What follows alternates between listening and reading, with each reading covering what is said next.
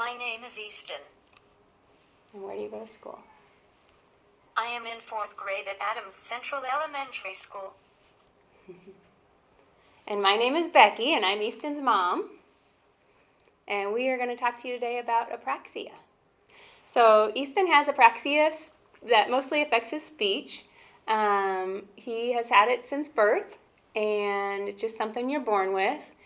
And with apraxia, what it is he can understand everything that you're saying to him, and he just and he knows everything that he wants to say. There's just a disconnect between getting the message from the brain to the muscles of the mouth. And so I like to think of it like a game, if you ever played the game of telephone, where you whisper, you have 10 people sitting in a circle, and you whisper in one person's ear a message, and they whisper it to the next person, and they whisper it to the next person. It goes all the way around the circle until it gets to the 10th person, and by the time they get the message, it's a little mixed up. And I think that's what happens with Easton. I think the message starts here. He knows exactly what he wants to say, but getting the message to go to the muscles, it gets a little bit jumbled. And I also like to think of if you say the word apraxia, and if you say that to yourself, it comes out pretty easily. But if you have to think about each movement of the mouth as you say the word, it's harder.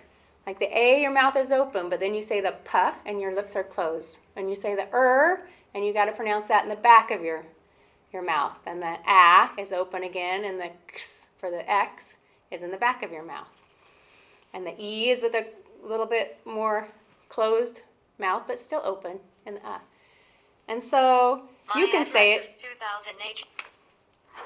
You can say it, and it comes out pretty clearly. But if Easton has to work on each one of those letters separately when he goes to his speech therapy. So even if he just leaves off one of those, like the P, if he doesn't say the P for apraxia, it sounds like Apraxia, and it's hard for us to understand it. All right, so because Easton needs a little bit more work to figure out all those muscles and how they work together, he does speech therapy. He does it here at the school 3 times a week. He sees Mrs. Blakey, and then he goes outside to an outside therapist 2 times a week just to work on getting all those movements to coordinate.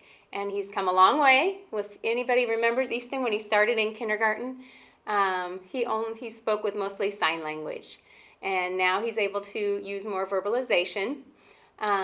So Easton has many tools that help him. If he says something and you're not quite sure what he's saying, sometimes you can just ask him to repeat it. And if he slows down or if he uses it in a sentence, you can understand him.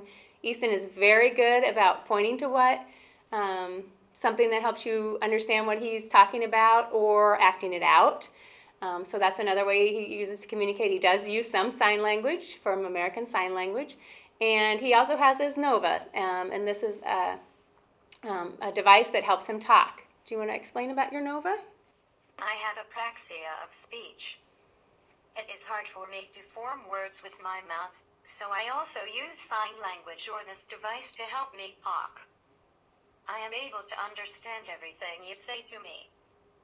Okay, so he uses this device to help him talk. So if there's ever something that Easton's trying to explain to you and you don't quite understand what he's saying, sometimes he'll get his device out to help explain what he's saying. And he can also spell. So sometimes if you just give him a piece of paper, and sometimes he even spells in the air for me. A lot of times, mostly with people's names too, that are hard to pronounce or hard to understand. If he can just spell the first 3 letters of the name, that can help you understand too. We so appreciate all his friends' support and his friends' patience as he continues to learn all those things. And we appreciate everybody bringing awareness to apraxia through this Awareness Day. You want to say? You put on there, thank you, and have a good day. You want to do that one? So sorry, that was under conversations. My address is 2000. Oh, you don't need to tell him your address. Conversation. Thank you. Okay, he's probably not ready for you yet. Or maybe you are. Okay. Go ahead, Easton. So you want me to say thank you first, and then you say thank you? Thank you so much for listening to us. Easton, you want to say anything? Yeah, go ahead. Thank you. Mhm. If there's anything else you want to talk about, otherwise you Thank guys you. are good. Have a good day. All right, thank you so much.